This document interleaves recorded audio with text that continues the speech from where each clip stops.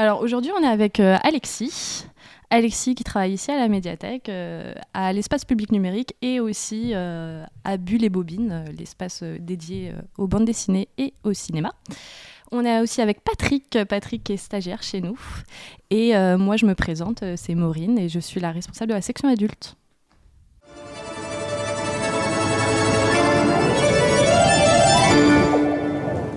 Ok, on va vous parler de Snow Therapy. C'est un film suédois réalisé par... tu peux me le dire, Alex? Ruben Östlund. Ruben Östlund. Désolée pour la prononciation. Il est sorti en 2014, si je ne dis pas de bêtises. C'est un film qui va parler d'une famille donc, suédoise qui passe des vacances dans les Alpes françaises pour faire du ski. C'est une famille relativement parfaite. En tout cas, c'est ce qu'on nous montre au début du film. Enfin, on en parlera plus tard. En tout cas, une famille qui n'a pas l'air d'avoir de soucis, relativement fonctionnelle, sauf que tout va être bouleversé par un événement. Un midi, alors qu'ils déjeunent sur une terrasse d'un restaurant d'altitude avec une superbe vue sur la montagne, il y a une avalanche qui se déclenche et qui arrive vers eux. Tout le restaurant va être pris de panique, les gens vont essayer de se ruer à l'intérieur et en fait la mère attrape ses 2 enfants, essaye de s'enfuir sans trop y arriver. Et le père, lui, par contre, s'enfuit, se carapate, prend ses jambes à son cou, littéralement, et juste les abandonne, en fait, face au danger. Et donc, cet événement, ça va complètement bouleverser le couple, complètement bouleverser la famille, et le réalisateur va ensuite donc décrypter les relations humaines entre ce couple à base de non-dits, déni, déception, rancune, enfin la totale. Et ça donne un super beau film pour moi. Voilà, sur ce que c'est le couple, la famille, ce qu'on attend des autres. Voilà, globalement, c'est le pitch. Écoutez, je vous propose qu'on commence par parler de la famille parfaite, entre guillemets. Je trouve que c'est ce qu'on nous montre au tout début. Ça s'ouvre littéralement sur une photo de famille, la photo de famille parfaite. Quoi. Ouais. C'est des bobos quarantenaires suédois, aisés, on sent le cadre sup, globalement, avec le fils, la fille... ça a l'air relativement... moi, je trouve que ça a l'air relativement idyllique. Le cadre est idyllique. Ils sont dans les Alpes françaises. Je sais pas. Moi, je trouve que c'est ce qu'on nous dit dès le début. Il y a même un moment, un shot d'eux en train de faire une sieste dans le lit. On dirait tout droit sorti d'une pub Ikea, quoi. Enfin, c'est vraiment... je sais pas ce que vous en pensez. Je sais pas. Moi, dès le début, je vois une famille où on voit le photographe qui est obligé de leur demander un peu de se serrer, de se prendre dans les bras, parce que justement, moi, à l'inverse, j'ai senti dès les premiers plans qu'il y a quelque chose qui n'allait pas dans la famille, quoi. Ah, tu trouves ? Ah ouais. C'est drôle, ça. Je vois qu'il voulait absolument pas... je sais pas, il n'était pas souriant, le père, il voulait pas toucher sa femme, je sais pas, la câliner ou même câliner ses enfants, il a été déjà un peu distant, ce qui a d'ailleurs justifié l'intervention du photographe qui demande, prenez votre femme dans les bras, montrez que vous êtes content d'être là, parce que déjà, il y avait quelque chose qui n'était pas clair. Ouais, moi, ça me choque moins, en fait. Soyons honnêtes, les photos de famille, c'est toujours performatif, c'est toujours... Surtout dans ce film. Ouais, oui, ça... C'est vrai que c'est le premier plan du film et la première scène du film, du coup la photo de famille. Effectivement, en plus ça dure 3 bonnes minutes. Que ce soit les enfants ou les parents, on dirait qu'ils n'ont pas envie de se toucher. Et la scène qui suit, c'est la scène sur le tapis roulant pour retourner à l'hôtel. On voit que le père, c'est peut-être pas un conflit avec son fils, mais le fils l'écoute pas. Donc on voit que c'est une relation assez compliquée même dès le début. C'est pas forcément cette image de la famille si parfaite que ça. Sur le fameux escalator, ils se disputent déjà sur l'éducation du gosse. Non mais laisse-le faire ci, laisse-le faire ça. Non mais laisse-moi faire ça. C'est la base, mais c'est pas un hasard si Östlund veut directement mettre les pieds dans le plat et montrer les discordes qui existent dans cette famille. Et ça va s'enchaîner encore. Il y a un moment où elle est au comptoir et elle va aborder une étrangère. Et elle va directement, sans présentation, sans rien, exposer ses problèmes de famille. Ouais, on vient dans cet hôtel de luxe parce que... c'est Thomas son prénom, je crois, c'est ça ? Thomas a du mal à se séparer de son travail, il regarde tout le temps son téléphone. Là, j'espère que... Enfin, ça, moi, c'est quelque chose que je ne ferai absolument jamais, quoi. D'exposer sa vie comme ça, ses problèmes. En plus, il est pas loin. Il est pas loin, donc elle se permet de dire ça alors qu'il est juste en face. Après, c'est pas non plus catastrophique de dire, c'est sûrement un fait, il travaille trop et du coup on est parti en vacances. Moi, ça m'a pas choqué. J'ai bien compris qu'effectivement c'était pour exposer de base les griefs du couple, mais bon. Non, mais ce besoin de vouloir déjà le dire à des étrangers, C'est ce qu'elle va faire pendant tout le long du film. Exactement. À des moments d'ailleurs assez cruels au final envers son mari. Ouais. C'est ça. C'est effectivement. D'ailleurs, on peut maintenant parler de l'avalanche. Ouais. Grande scène qui arrive au final assez vite, après 10 minutes, je crois, 10-20 minutes de film. Il perd pas de temps, le Ruben. Direct, avalanche, problématique. Qu'est-ce qui se passe ? Pour décrire la scène, ça reste déjà, avant de parler de la scène de l'avalanche, on remarque que le film est composé pratiquement entièrement de plans fixes et plans séquences. Et pareil, pour ce plan-là, ça va être un plan qu'on peut trouver, en fait, des plans similaires à des vidéos qu'on trouve sur YouTube, des vidéos peut-être de caméras de surveillance, où on est vraiment, c'est une sorte d'immersion. On sent vraiment en fait dans la scène avec les gens, comme si on vivait l'avalanche avec eux, d'un point de vue peut-être pas extérieur d'un passant, mais d'un point de vue de quelqu'un qui observe une famille dans le restaurant. Et il n'y a pas de changement d'angle, rien. Du début jusqu'à la fin de la scène, ça reste le même plan, le même angle de vue. Et je trouve qu'au contraire, ça rend vraiment le truc très immersif. On voit le changement d'humeur et même d'émotion des gens, pas que de la famille. Ils sont au début, c'est super drôle, c'est une avalanche contrôlée, regardez, c'est magnifique, ça se voit une fois dans une vie. Et ils voient que l'avalanche continue et qu'elle s'approche de plus en plus du restaurant. On voit la frayeur, la précipitation des gens. Et honnêtement, si on arrête de prêter attention à la scène, on peut même pas remarquer que le père s'enfuit parce que c'est pas la seule personne. Moi, ça m'a quand même directement alerté. Cette façon dont il a pris ses gants et son téléphone. Ouais. Je sais qu'il commence à filmer au début, il prend son fils, il lui dit regarde. Et il hésite entre prendre son fils ou son téléphone, il prend son téléphone et il part en courant.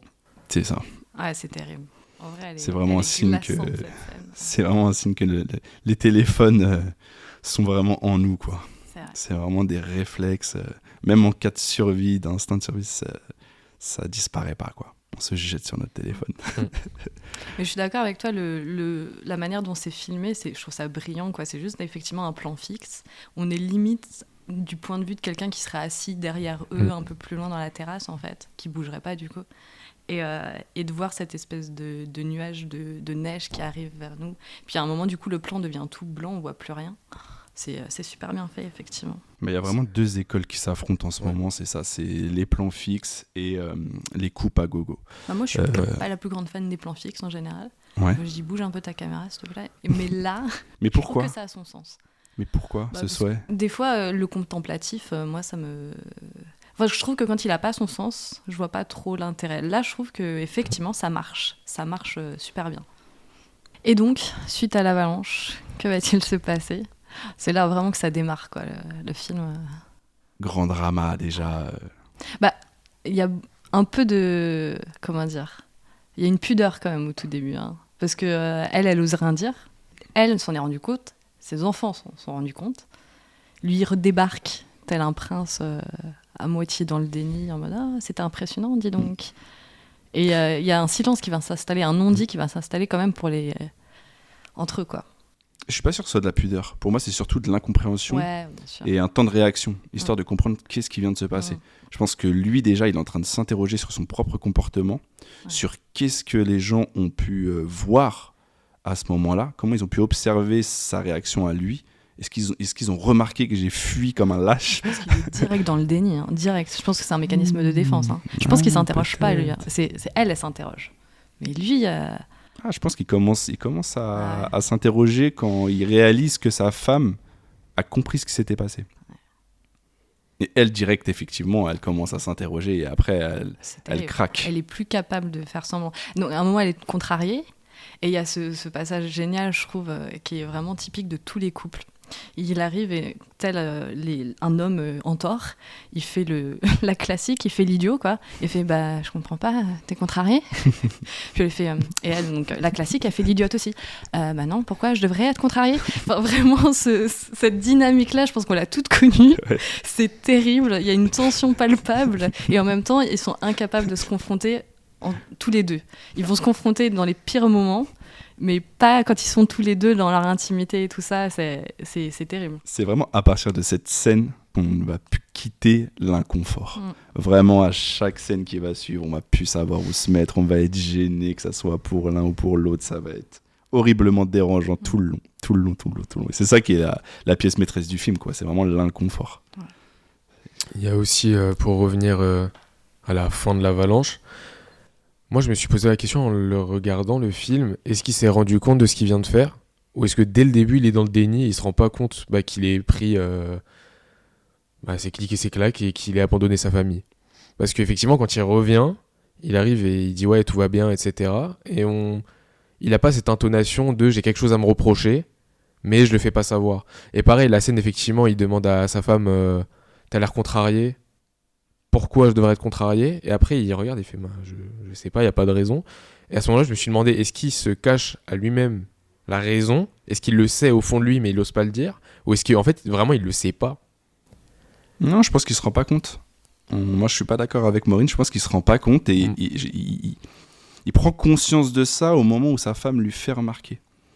Et même quand elle lui fait remarquer, il prend pas conscience en soi. Il est... Ah si, quand même, quand sa femme lui dit, elle ferme la porte et dit aux enfants de rentrer, elle lui dit attends, qu'est-ce qui s'est passé là ? Pourquoi t'es parti ? Enfin, il y a vraiment un constat qui est fait et lui, au début, il comprend pas très bien, mais ensuite il va vite remettre les choses dans l'ordre. Je pense qu'il fait l'idiot, vraiment. C'est quoi ce procès d'intention ? Non, mais c'est vrai, mais c'est un mécanisme de défense, je le vois tout le temps. Genre, quand t'es pris en tort, c'est plus facile de faire genre que tu ne comprends pas, alors que clairement, enfin, je pense que ouais. Oui, mais là, c'est vraiment un cas très spécifique parce que c'est très complexe. On est sur quelque chose, le gars ne sait pas s'il doit se le reprocher ou pas. Ah, je pense qu'au fond de lui, il sait qu'il doit se le reprocher, mais il veut pas l'avouer. Ah, je pense. Moi, je pense pas, hein. C'est une interrogation, mais qui d'ailleurs va se développer tout le long du film. Donc on va voir qu'ils vont beaucoup en discuter. Ils vont en discuter avec un premier couple au restaurant. Ouais. Couple qui vient de se rencontrer aussi d'ailleurs. Et qui commence eux aussi sur un espèce de malaise sur la femme qui dit mais tu m'as dit que t'étais très croyant. Et lui dit bah non, pas du tout, j'ai dit ça. Ok, incompréhension supplémentaire tout dans un autre couple. L'interprétation, genre tu as dit ça, j'ai dit ça, tu as fait ça, j'ai fait ça. Ouais. Donc encore une fois, Oslund, il applique là-dessus sur les incompréhensions dans les couples. Et c'est une scène qui est déjà très intéressante, parce qu'elle va exposer la situation à des étrangers pour la première fois. Ouais. Et aussi exposer la situation à Thomas lui-même, parce que c'est la première fois qu'elle fait allusion à l'avalanche depuis l'incident en soi, en disant qu'il s'est enfui. Il me semble pas, il me semble que juste après l'avalanche, quand il rentre à l'hôtel, justement elle dit aux enfants de rentrer, elle ferme la porte, et là elle évoque déjà un peu ce qui s'est passé. Je crois pas, non. Vraiment, justement, il lui dit t'as l'air contrarié ? Non, pourquoi je serais contrarié ? Bah pour rien. Mais c'est ce que je dis. Elle fait une allusion volontaire en disant j'ai pas de raison d'être contrarié. Oui, évidemment, mais elle dit pas le mot avalanche, elle parle pas de la situation. Mais c'est une première allusion. Effectivement. Et qui est déjà très intéressante. Avec lui tend une perche qu'il ne prend pas. Exactement. Mais la première fois où elle fait directement allusion à l'incident et le fait que son mari se soit enfui, c'est devant le couple au restaurant. Et du coup, lui-même ne comprend pas. Et on sait pas s'il veut mentir pour sauver son honneur d'homme et de père de famille, ou si lui-même ne croit pas sa femme. Mais moi, je suis encore plus cruel que vous. Je pense que, malheureusement, qu'il ne sait même pas quoi penser. J'ai l'impression qu'il est complètement perdu face à ça, et qu'il rumine, et qu'il est KO debout face à cette situation, quoi. Je sais pas, pour moi, il y a 3 grands actes de lâcheté dans ce film, de la part du père. Et au final, le plus excusable est peut-être celui qu'on ne pense pas. Donc il y a effectivement l'avalanche. Et puis il y a celui-là, ce moment-là. En plus, il raconte... moi, sur le coup, je comprends tout à fait le point de vue de la mère. Je comprends... parce qu'à un moment, elle est cruelle avec lui. Parce qu'au lieu de le confronter tous les deux, elle va finir par le prendre... elle prend à partie des témoins et elle va jeter l'opprobre sur lui, quoi. Globalement, c'est assez terrible. Et donc, ils sont face à ce couple. Et ce qui va déclencher la confession, c'est que globalement, Thomas, il dit, donc le père de famille, il dit oui, on a eu cette avalanche qui est arrivée vers nous, c'était terrifiant. Elle dit oui, c'était terrifiant. Et il se tourne vers elle et lui dit oui, tu as eu peur. Il n'a pas dit on a eu peur, tu as eu peur. Et là, tu le vois sur le regard de la mère de famille qui s'appelle Eba. Elle est, mais tu vois, il y a quelque chose dans son regard qui change. Et là, tout de suite, il s'est enfui en courant en nous laissant avec les enfants. Elle le dit, mais elle craque, c'est cruel, c'est méchant. Elle en rigole, c'est un rire jaune, évidemment. Et d'ailleurs, le rire jaune ça va être le fil conducteur de tout ce film, et c'est ça que j'adore, moi, c'est le dosage entre le tragique-comique. Elle en rigole, c'est méchant, c'est terrible, elle lui fout la honte, hein, littéralement. Et c'est parce qu'il lui dit tu as eu peur, il a pas dit on a eu peur. Je pense que s'il avait dit oui, on a eu très peur, peut-être qu'elle aurait pas craqué, peut-être qu'elle aurait rien dit. Et je pense que le vrai acte de lâcheté, c'est de pas reconnaître sa lâcheté d'avant, soyons honnêtes. Après, donc, elle va un peu capituler. Ouais. Et ils vont même ils vont quand même faire une espèce d'introspection en se disant ça nous ressemble pas, on n'est pas comme ça, d'habitude on est très joyeux, on n'a pas ce genre de problème, faisons-nous un gros câlin, chose qu'ils font, et après ils se promettent... Ils s'accordent sur une version. Exactement, ils se promettent de ne plus en parler et ils se mettent d'accord sur une version qui n'est absolument pas fidèle à la réalité. Ouais. On est d'accord, mais bon, c'est altruiste de sa part. On sent qu'elle fait le sacrifice. Elle se sacrifie pour son couple, elle dit ok, j'accepte cette version-là. C'est ça. Sauf poussière sous le tapis, elle dit allez hop, on n'en parle plus, on abrège et on parle plus de ça. Sauf que c'est pas possible. On se dit tous, ok, bon, bah le film n'a plus trop de sens en fait s'ils s'en tiennent à cette version. Prochain dîner avec des amis, ouais. Un ami d'enfance de Thomas, je crois, donc du mari. Et alors là, l'alcool... Je crois que c'est ma scène préférée. Comme on dit, une vinas veritas, un peu de vin et la vérité est apparue. Donc cette scène-là, elle est aussi exceptionnelle. Hein. Ouais, elle est super bien faite. Au début, il parle de tout et de rien et très rapidement, elle se remet à craquer. Tu vois, t'as des plans sur elle où tu vois que ça, à tout moment... Ça va pas du tout. Ça va pas du tout. Et la tension, elle est palpable. La scène est vraiment terrible parce qu'en plus, elle relance le sujet alors qu'il n'y avait aucune raison de le relancer. Ouais, elle les interrompt carrément, ils parlent d'autre chose. Aucune. Et là, elle arrête à dire on a eu une avalanche. Oui, je pense qu'en fait, ce qui l'exaspère le plus, c'est qu'on arrive à parler d'autre chose alors qu'il s'est passé ça. Et pour elle, il ne devrait y avoir aucune autre discussion à part ça. Elle peut pas passer à autre chose. Ouais. Non, elle peut pas. Ouais. Elle a constamment ça dans la tête. Incapable de penser à autre chose, d'avoir une autre conversation, c'est impossible, ça se voit comme tu dis à son visage. Mais je pense que le moment où il a nié la première fois, ça l'a rendu folle et ça se voit. Il sort un truc aussi absurde que tu sais qu'on peut pas courir avec des chaussures de ski. Ça. Il sort des excuses mais improbables et moi je comprends, ça frustre quoi quand t'es face à ça quoi. Et je pense et à partir de ce moment-là, c'est fini. Elle peut pas passer à autre chose. C'est vrai que dans sa façon de se défendre, elle est assez irritante. Je l'admets. Elle est horrible, mais en même temps, je pense qu'elle est blessée, quoi. C'est profond. Alors que c'est dommage, il aurait pu s'en tirer assez facilement dès le début. Je pense qu'il se serait excusé dès le début. Enfin, il aurait, je sais pas. Non, mais on se relève pas comme ça. Mais il a en plus mal réagi. Parlons de ça. Est-ce qu'il doit s'excuser de ça ? Est-ce qu'on s'excuse de quelque chose qu'on ne contrôle pas ? Peut-être pas, mais je pense qu'on peut... Moi, ça m'est déjà arrivé, j'ai jamais été face à une avalanche ni quoi que ce soit, face au danger, mais d'avoir une introspection sur une situation et de me dire là, j'aurais pu faire preuve de plus de bravoure, plus de courage, ou là, j'aurais pu faire preuve de plus de discernement, ce genre de choses. Et ça, il est même pas capable de le faire, tu vois. Au-delà, c'est pas juste s'excuser, c'est avoir un retour sur soi-même, tu vois. Et comme il est complètement dans le déni, c'est impossible. Et je pense que c'est ça qui frustre la... Oui, donc toi, ce que tu demandes, c'est pas plutôt des excuses, c'est au moins un effort de vouloir communiquer sur ce qui s'est passé. Bien sûr. Ah oui, d'accord, non, mais c'est complètement différent. Non. Parce que vouloir lui demander des excuses, ça justifierait un peu cette image qu'on a de l'homme protecteur de la famille, etc. Sûr, ouais. Moi, c'est pour ça que je lui demanderais pas des excuses. Je lui demanderais d'expliquer un peu ce geste, qu'est-ce qu'il a ressenti à ce moment-là, qu'est-ce qu'il pense de ce qu'il a fait, etc. Voilà.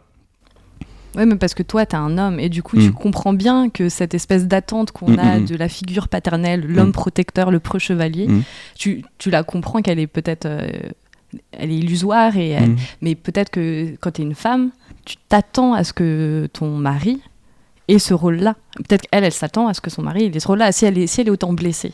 Si tu arrives à te détacher des codes et normatifs de la famille, de ce qu'on attend du pater familias, tant mieux pour toi, mais peut-être qu'elle n'est pas capable de se détacher de ça. Ben justement, dans tout ce que j'ai pu lire comme critique ou comme réaction, jamais on fait le reproche à la femme de penser autrement, de se dire bah non, j'ai pas à lui en vouloir, c'est pas à lui forcément de protéger ma famille, il se trouve que j'ai été plus courageuse et plus valeureuse à ce moment-là, bah voilà, c'est comme ça, enfin on a tous nos qualités, nos défauts, il se trouve que celle-ci, bah c'est moi qui les ai et puis basta, c'est pas parce que je suis une femme que je dois pas les avoir, hop.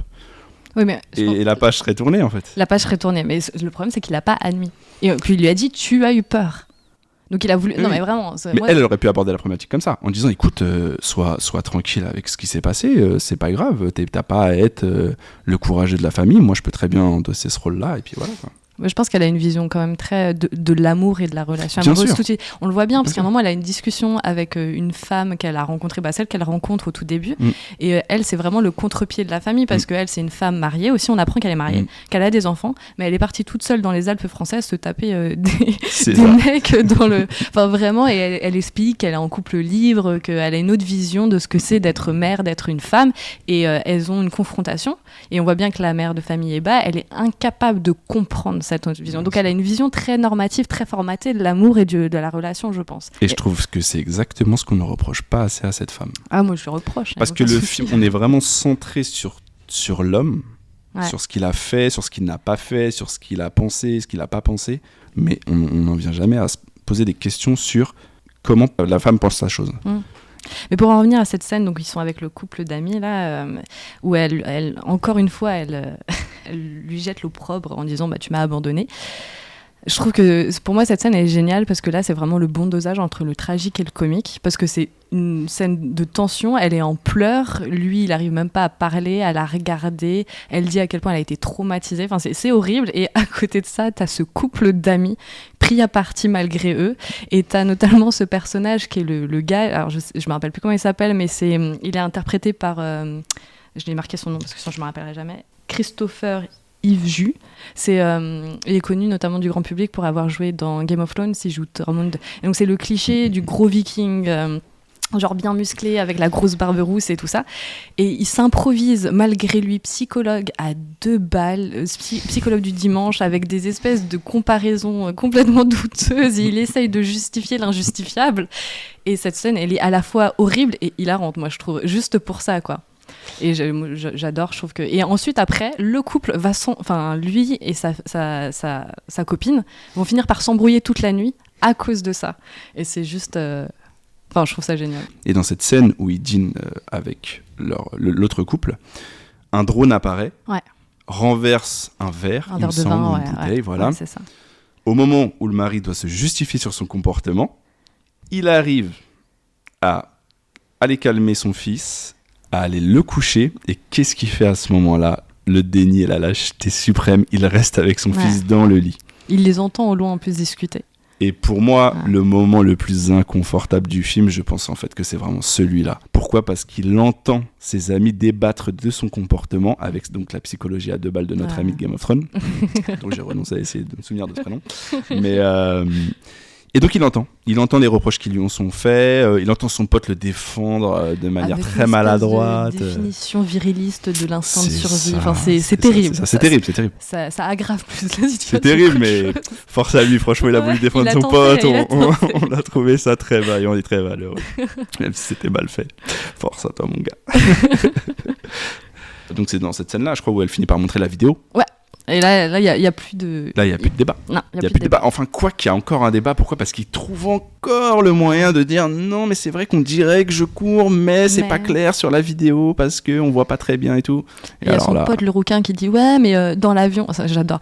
Dans les avions, quand les masques d'oxygène tombent, on nous dit mettez votre masque avant de mettre celui de votre enfant. Donc peut-être que tu as couru te sauver pour pouvoir sauver après ta famille. Enfin, ça n'a aucun sens. Aucun rapport. Vraiment. C'est incroyable. Mais bon, il fallait de ses connaissances, comme on dit. Il essaye de porter à bout de bras son pote. C'est magnifique. J'ai trouvé ça très très beau. Vraiment magnifique. Pareil, il lui parle d'instinct de survie, il essaie de le sauver comme il peut.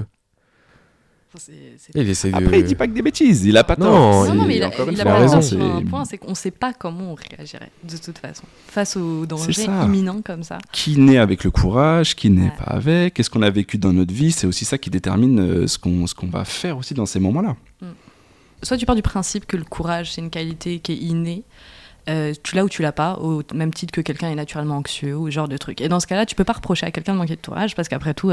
Mais même au pire, tu pars du principe que non, ça s'acquiert. Mais là aussi, alors le pauvre gars, c'est un bobo suédois, cadre supre. Qu'est-ce que tu veux que dans sa vie, il ait eu besoin de faire preuve de courage, en tout cas face à ce genre de choses, face à ce danger aussi primaire et basique qu'une avalanche qui arrive vers lui. Je veux dire, on est dans une époque où on ne sort pas combattre le mammouth pour ramener à manger. Il n'est pas non plus aussi dans un pays en guerre ou ce genre de choses. Et donc, en fait, c'est délusionnel de penser qu'il devrait avoir ce courage-là après tout. C'est ça. Je suis bien d'accord, hein, mais... C'est ça le grand drame du film. Ouais. C'est qu'on lui impose d'avoir quelque chose qui n'est absolument pas obligatoire d'avoir en fait en tant qu'homme. Oui, qui est pas obligatoire. Mais après, effectivement, je trouve que la scène, je reviens à la scène de la terrasse, tu vois la mère qui fait barrage de son corps alors que l'avalanche arrive. Donc c'est vrai qu'à un moment, tu ne peux pas, c'est humain de comparer les deux et se dire, ok, il y en a une qui fait barrage de son corps et qui protège ses gosses et il y en a un autre qui se barre, quoi. Dans la défense de son pote, il invoque ça, il invoque l'instinct maternel qui serait supérieur à l'instinct paternel. Ça aussi, c'est autant débile que de dire qu'un homme doit être brave et je suis assez d'accord. Tu vois, c'est la même chose. Pourquoi est-ce qu'on part du principe qu'elle, c'est normal parce que c'est une mère ? C'est problématique. Après, moi, c'est ce que je pense. En tant qu'homme, c'est toujours difficile de se positionner sur ça, étant donné qu'on ne sait pas à quoi ressemble l'instinct maternel. Moi, je pense que c'est bidon, l'instinct maternel. C'est pas impossible, mais ça se discute. Ouais, ça se discute. Et le fait que ça se discute, ça montre que déjà, c'est pas un argument complètement débile. Donc notre ami est maladroit, mais pas tant que ça. Ouais. Et puis après, sa copine va faire vraiment la grave erreur de discuter avec lui et de dire « Oh, je pense que t'aurais fait pareil. » Et alors là... Erreur. Grosse erreur. Il peut pas en dormir de la nuit. Je sais pas comment vous aurez réagi à ça. Maureen, ton copain te lâche en pleine avalanche comme ça. Il se casse. Il prend son iPhone, c'est gone North Face et il se barre. Comment tu réagis ? Là, j'ai envie de dire, je suis posée tranquillement, je suis pas devant une avalanche, donc j'ai envie de te dire, ouais, moi je transcende les codes de la société, j'attends pas ça de mon mec, je veux dire, mais c'est toujours facile à dire tant que tu l'as pas vécu, en fait. Et peut-être qu'aussi, c'est un truc, c'est qu'on les prend à un moment de leur vie, mais on connaît rien de cette famille. On sait même pas ce qu'ils font dans la vie, on sait juste qu'ils gagnent bien leur vie et que l'autre, il travaille trop. C'est tout ce qu'on sait. Mais en fait, on sait rien de ce qu'il y a avant. Donc en fait, c'est très compliqué d'analyser juste ce moment de leur vie, alors qu'on sait pas ce qui s'est passé avant. Est-ce que c'est pas la première fois qu'il fait un acte de lâcheté ? Est-ce que c'est pas la première fois qu'il est pas là pour elle ? On sait pas, en fait. Donc c'est compliqué. Moi, j'ai envie de te dire, ouais, je serais capable de lui pardonner. Mais en fait, tu sais pas, en fait. J'ai juste rajouté une parenthèse. En soi, tu sais, t'as dit, on sait pas s'il a fait preuve d'acte de lâcheté ou s'il a pas été là pour elle. Une des dernières scènes où il pleure, mais comme un bébé, là, il l'explique et acte de lâcheté pour moi, ouais, voilà. Oui, il pleure comme un bébé, c'est la scène la plus pathétique du film. Ouais, ça relève du pathos, effectivement. Quand ils sont vraiment dans le couloir de l'hôtel et qu'il est étalé devant la porte. En fait, il explique qu'il aime pas la personne qu'il est, etc. Et du coup, il dit des trucs qu'il a fait et pourquoi il se déteste. Et là, on comprend que, en soi, c'est un mari de merde. Ouais. Je crois qu'il sous-entend qu'il l'a trompé. Il a dit qu'il a été infidèle plusieurs fois. Ouais. Et donc, là, et donc, vous le trouvez pathétique ? Là, il est censé être pathétique, mais c'est le principe. C'est le pathétique qui devient tragique, qui devient limite comique. T'avais limite envie de rire devant ça. C'est horrible. Et c'est rare, t'en as déjà vu toi des scènes de gars, enfin un homme mature et tout ça, genre agenouillé par terre, ou même à un moment il se met en position fœtus, PLS, en train de pleurer. On en voit très rarement ce genre de scène au cinéma. Il pleure vraiment, mais comme un petit enfant en fait. Ouais. Il pleure mais de toutes ses forces, il crie avec toutes ses tripes. On a plusieurs scènes comme ça où il crie, où il pleure, où il regarde dans le vide comme ça, on sent. Il y a une scène où il fait du ski avec son pote et sur le haut de la montagne et son pote lui dit, ça c'est les techniques de stage de virilité, tu sais, genre gueule de toutes tes forces face à la montagne, histoire de retrouver ta masculinité perdue, je sais pas. Il n'y a pas que dans les stages de virilité. Je sais pas, j'ai jamais fait ça. Aujourd'hui ça se pratique dans n'importe quel stage, ce genre de truc. Mais ouais, et là pour moi c'est le troisième acte de lâcheté, quand il se met à pleurer, parce qu'en plus il se victimise, ce qui empêche toute possibilité à sa femme d'elle se victimiser. Après on peut dire c'est légitime ou pas, j'en sais rien, mais c'est ce qui se passe quand tu grondes un gamin et qui se met par terre en pleurs. Au final, il y a un côté pathétique, régressif, mais en plus au final tu peux plus l'engueuler, tu peux plus l'en vouloir, t'es obligé de le consoler. Et donc il se dédouane de toute responsabilité, c'est pathétique. Et elle, on voit qu'elle en peut plus, on voit que c'est horrible ce qui lui arrive. Et d'ailleurs, ses enfants arrivent, et ses enfants sont terrifiés à l'idée de voir leur père dans cet état, et puis disent à maman, viens, console-le, quoi, globalement. Et elle est là, mais j'ai pas envie de le consoler, mais je suis obligée. Donc c'est encore plus terrible. C'est terrible. D'ailleurs, elle va skier seule, et on le voit pendant ça dure quoi, 10 minutes. Elle pleure. Sur le télésiège, regarde dans le vide. Elle descend, regarde dans le vide. Elle va pisser. Ce long plan. Oui, alors, qu'est-ce qu'il a avec la pisse ? Parce qu'il y a ce plan de pisse. Il y a aussi un plan au tout début où on voit le gamin pisser de loin. Pourquoi ?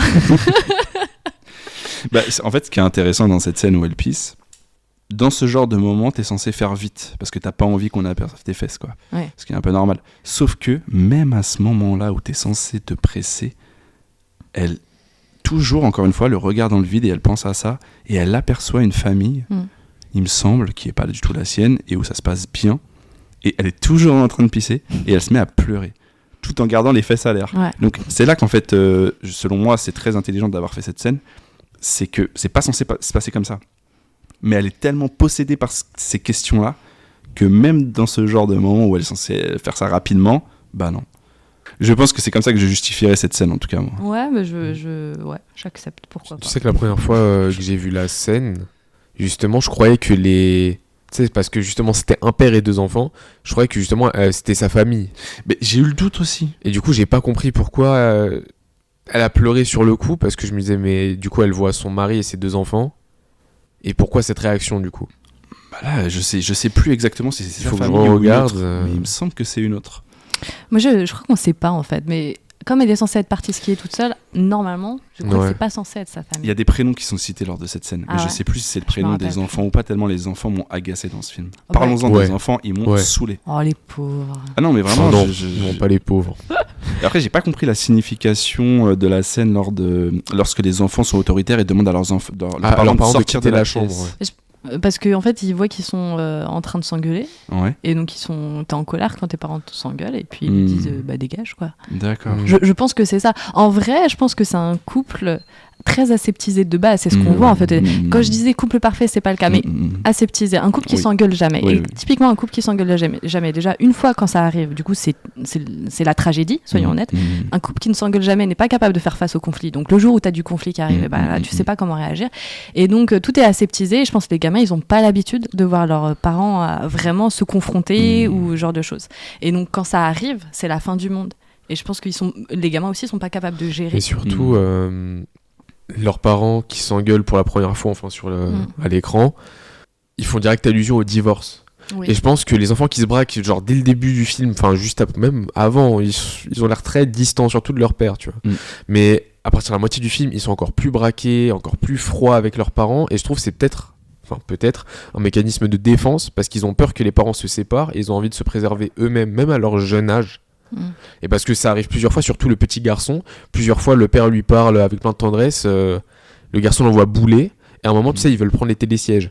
Et à un moment, justement, le garçon il part en courant dedans et il dit je veux pas que toi et maman divorciez. Ouais, je m'en souviens de cette scène. Non, puis on oublie l'évident. C'est que les gamins, ils se sont rendus compte aussi que le père, il s'était barré. Il n'y a pas que la femme qui... les gamins le sachent aussi. Ils le disent, il est où papa ? Juste après l'avalanche, quand le cam revient, on entend il est où papa ? Tu penses qu'ils comprennent ? Ah bah ouais, je pense qu'ils comprennent. Et là, c'est terrible, comment tu fais ? Et je pense qu'ils en veulent aussi, ils en veulent au père de s'être barré, ils en veulent à la mère d'être restée à l'instar du père, peut-être, je sais pas, mais on sent qu'il y a un problème. Limite, on peut demander à la mère de prendre du recul, de réfléchir. Mais un gamin, tu peux pas lui demander de prendre du recul là-dessus. Non. Ton père, c'est censé être ton protecteur. Enfin, je veux dire, à cet âge-là, en plus, ils ont quoi ? Ils ont 10 ans, même pas ? Même pas. Il y a aussi le fait, même avant l'incident, ça se voit qu'ils sont pas distants, mais ils ont une relation assez conflictuelle avec le papa. Et même, on peut comprendre dès le début, même avec la première scène, la scène de la photo de famille, on voit que le père, il a des choses à se reprocher, quoi. Et que la famille a des choses à reprocher au père. Et effectivement, on découvre que c'est le cas quand il pleure comme un bébé à la fin du film, et qu'il se victimise, mais dans ses paroles, en faisant comprendre qu'il est coupable, mais il arrive quand même à se victimiser. En expliquant qu'il a déjà laissé tomber sa famille plusieurs fois, qu'il a été infidèle. Et on se rend compte, en fait, tout au long du film, qu'on pouvait le comprendre, au vu de la relation qu'il tient avec ses enfants, et même des scènes avec sa femme, quand elle mentionne l'avalanche. Oui, il y a une fameuse scène où déjà il y a le premier mensonge qui nous est montré, c'est quand il est au lit avec ses enfants, donc le père. Et au final, il lâche ses enfants et il prend son téléphone pour sûrement regarder ses mails. Et la femme comprend, elle est dans la salle de bain, elle dit tu regardes pas ton téléphone, j'espère. Et il dit non.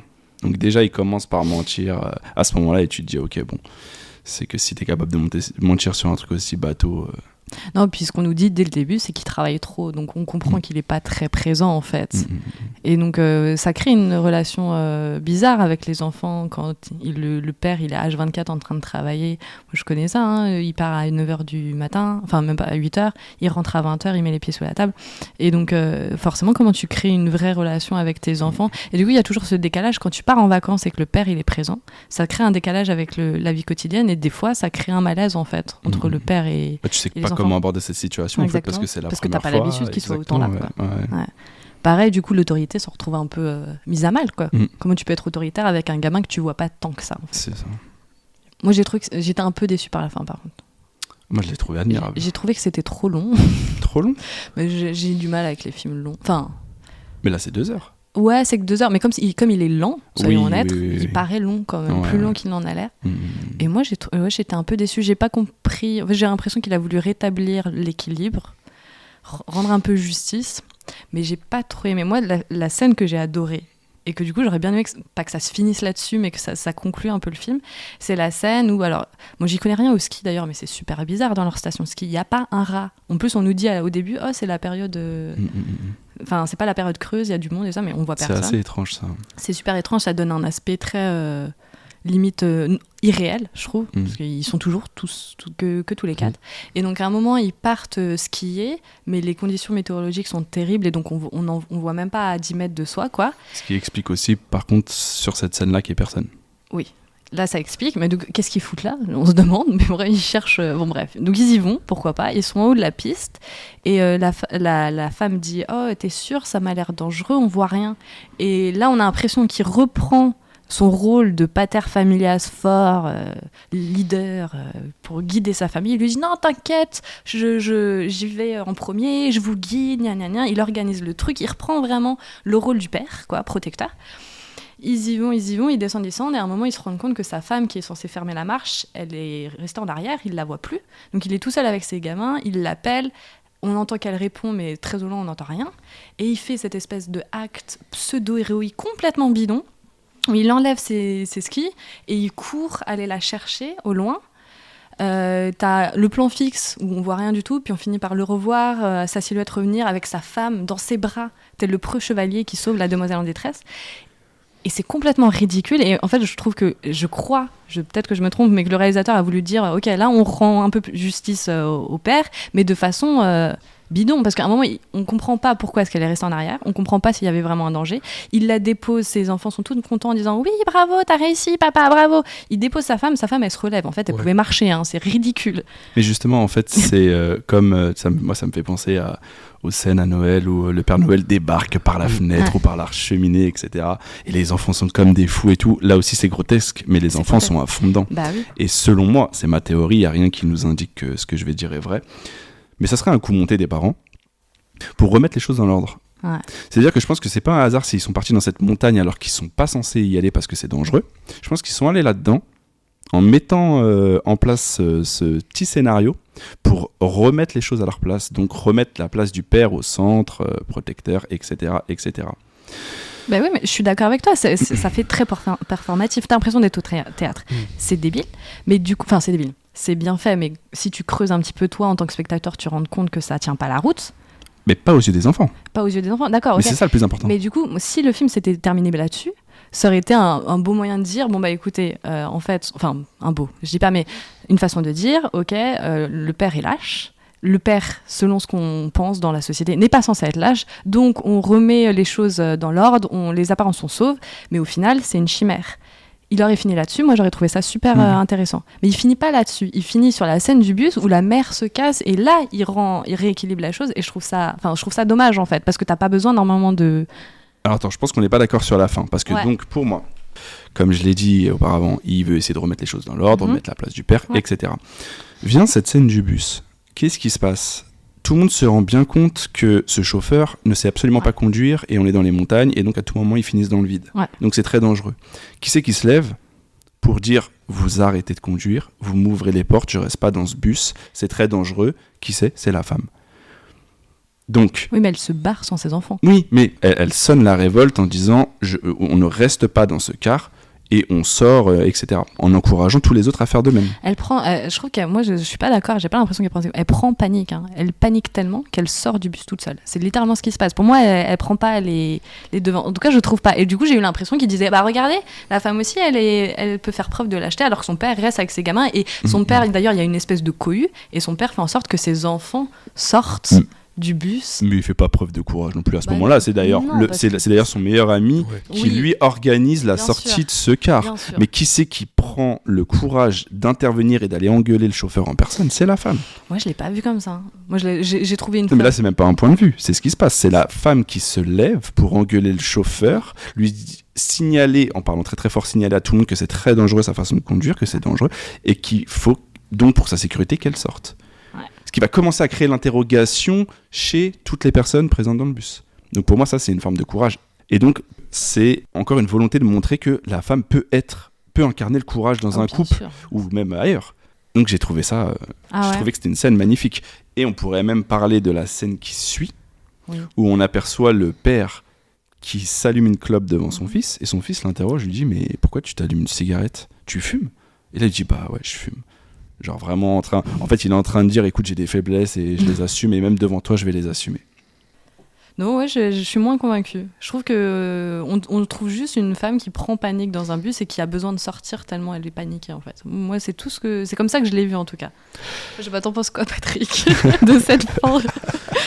La scène m'avait vraiment confuse, hein.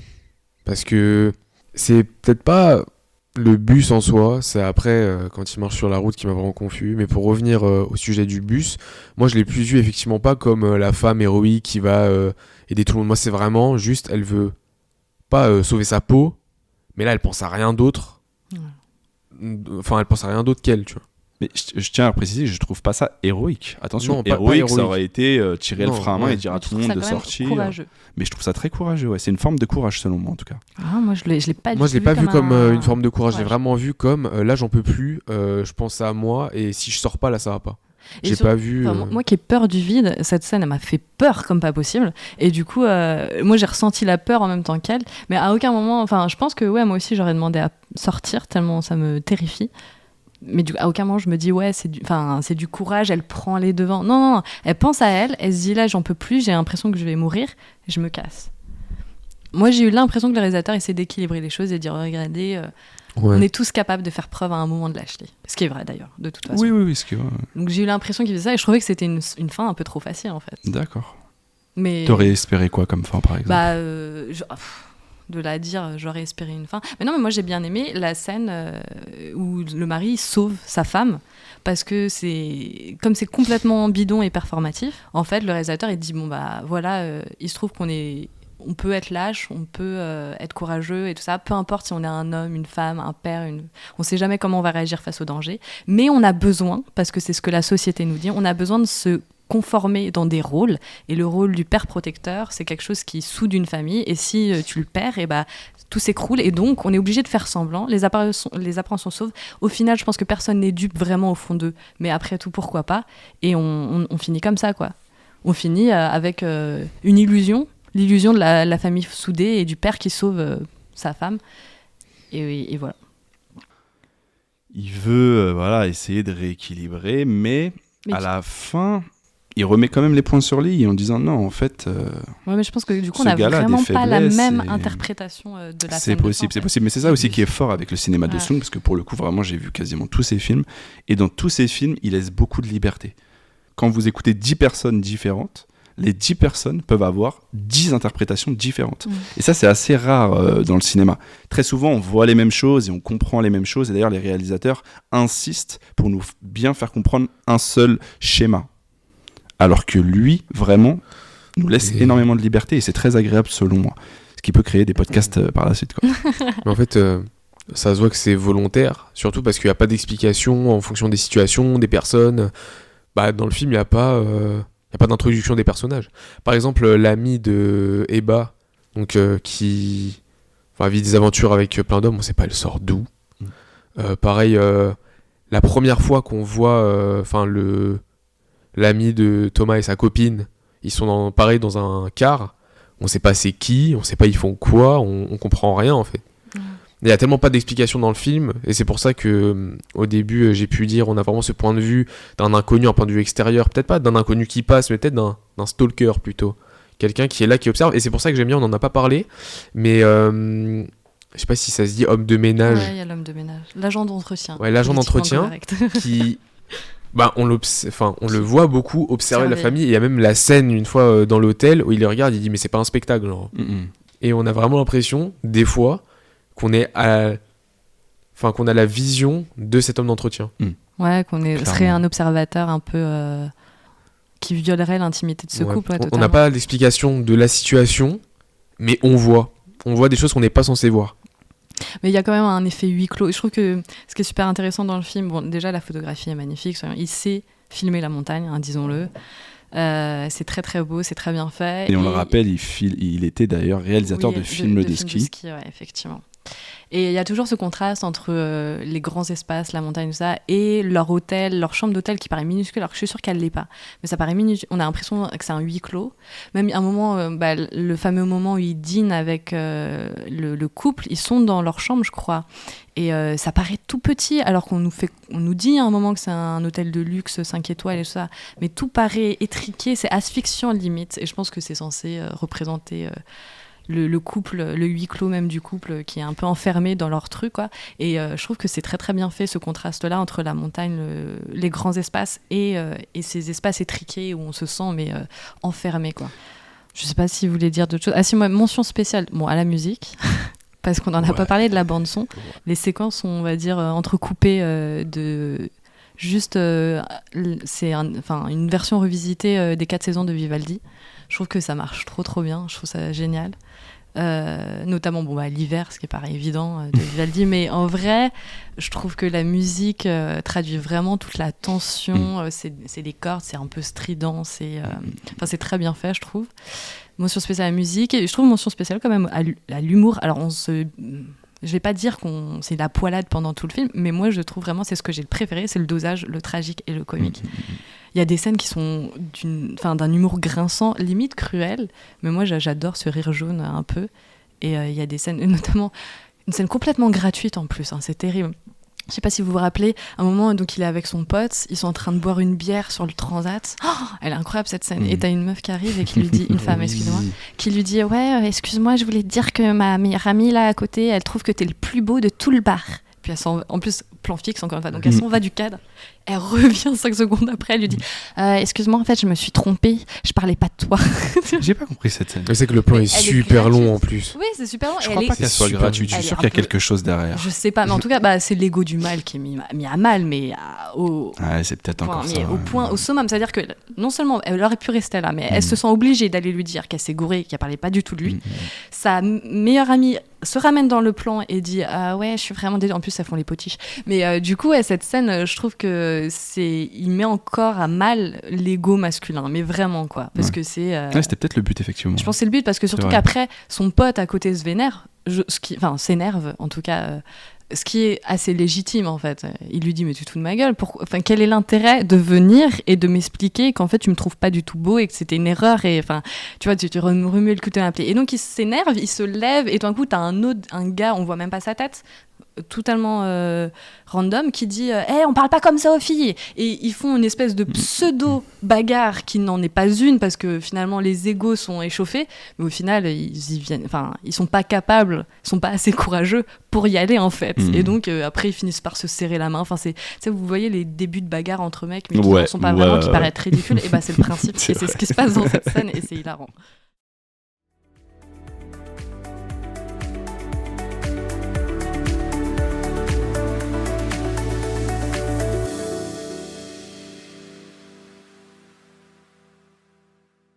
C'est ainsi que se conclut notre premier podcast de la médiathèque d'Arcueil. Merci de nous avoir écoutés et on vous invite à venir emprunter nos documents en rayon. Vous pouvez retrouver Snow-Thérapie sur la médiathèque numérique ou en rayon dans notre espace Bully Bobine.